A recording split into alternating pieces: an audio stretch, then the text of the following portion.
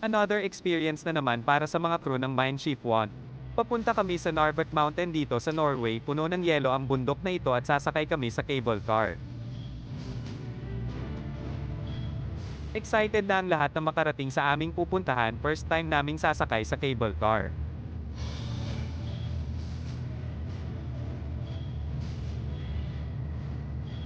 Ayan at nakarating na kami dito sa Narvik, sobrang ganda dito at ang ganda ng view.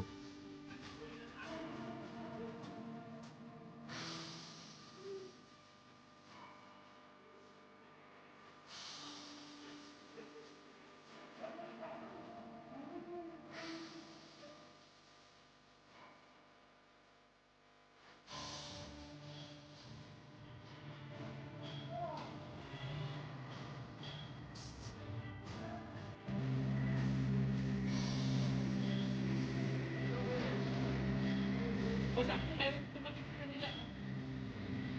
Kasama na sila. Nakasakay na kami sa cable car, kitang-kita namin ang magandang view mula sa taas at sobrang kapal ng snow at talagang napakalamig.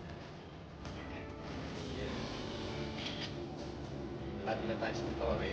Ang mas masarap doon sumakay yung may additional Saan? may additional challenge.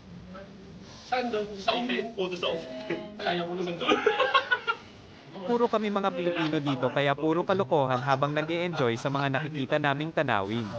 Si Mines, hindi matanaw. Nasa baba. Or ano, medyo nakatago. Sa ano, para...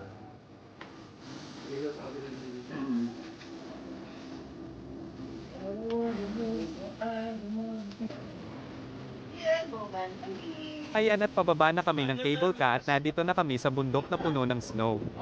Sobrang ganda dito at sobrang lamig pero sulit naman dahil napakaganda dito sa taas at ang ganda ng view, kitang-kita ang kalawakan ng snow sa malawak na bundok.